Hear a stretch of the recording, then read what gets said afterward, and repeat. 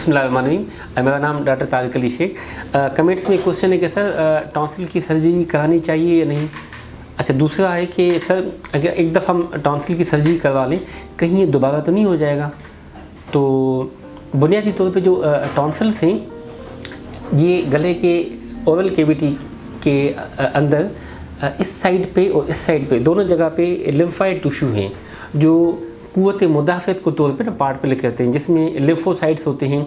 अच्छा, जब भी हम खाना खाते हैं, पानी पीते हैं, जो भी उसमें बैक्टीरिया वायरस जो भी हैं तो उसमें फेगोसाइट्स होते हैं, वो इंगल्फ कर लेते हैं वायरस को, बैक्टीरिया को, जरासीम को। तो ये कुव्वत मुदाफ़त को ना तौर पे पार्ट प्ले करता है।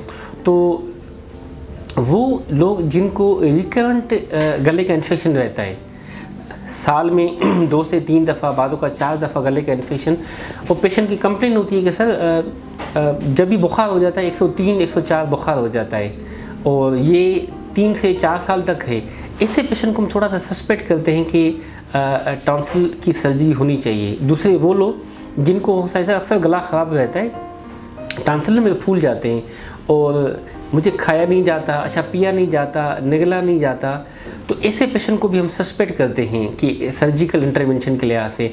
या वो पेरेंट्स जो कहते हैं कि सर बच्चा जब भी रात को सो जाता है मुंह खोल के सोता है, खराटे वगैरह लेता रहता है, और वो पेशेंट जो पेरेंट्स कंप्लेन करते हैं कि सर आए दिन इनको एंटीबायोटिक देते हैं, एंटीबायोटिक दे देते हैं, इनको माउथ वाश दे देते हैं, बड़ा कुछ किया हुआ है, बच्चे की ग्रोथ ही नहीं हो रही, हर 2 माह के बाद इन्फेक्शन, फिर दवाई, मेडिकेशन। अब दवाई इतने सालों से देते आ रहे हैं मगर उसका कोई फ़ायदा नहीं हो रहा।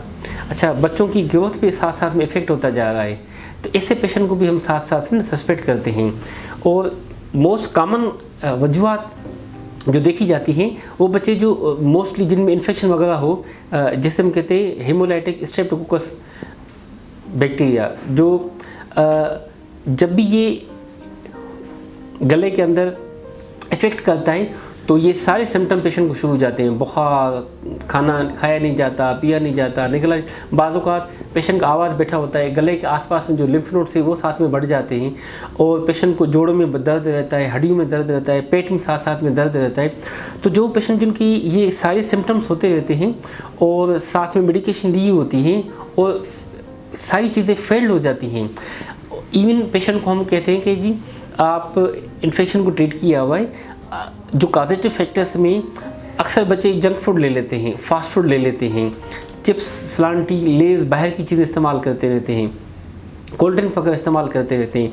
देखा गया है कि वो बच्चे अगर जो प्रीडिस्पोजिंग फैक्टर्स हैं, क्योंकि जो भी प्रीडिस्पोजिंग फैक्टर्स है उसे अवॉइड किया जाता है, उससे कई हद तक चीज़ें सेट हो जाती हैं, इवन सर्जरी की ज़रूरत नहीं पड़ती।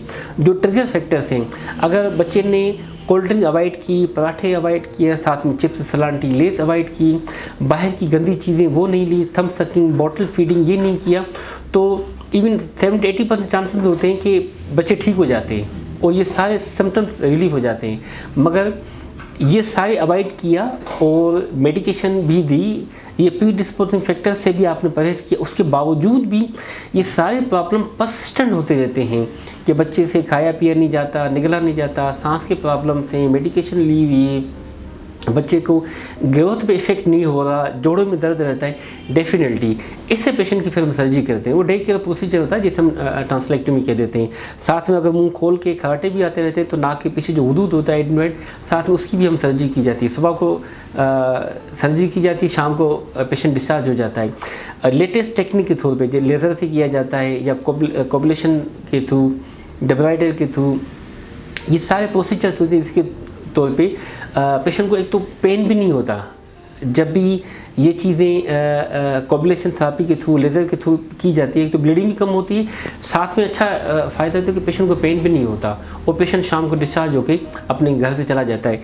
और दूसरा जो था कि बच्चे को दोबारा तो नहीं होगा, तो ये ऐसे ही है टॉन्सिल दोबारा होना, जैसे जिस्म का कोई पार्ट हो, कोई आर्गन वो निकाल दिया जाए दोबारा हो जाए, किडनी का पीस निकाल दिया जाए दोबारा हो जाए, जिगर दोबारा नहीं होता।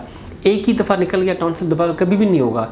ये और बात है, नज़ला, ज़ुकाम, खांसी, वायरल इन्फेक्शन की वजह से गला ख़राब हो, मगर एक दफ़ा टॉन्सिल की सर्जरी हो गई, दोबारा टॉन्सिल्स नहीं होते। तो ये सारे साइन एंड सिम्टम्स से कि किन कंडीशन में टॉन्सिल की सर्जरी की जाती है और प्रोसीजर के बारे में, और साथ पेशेंट को फॉलोअप किया जाता है। Thank you so much.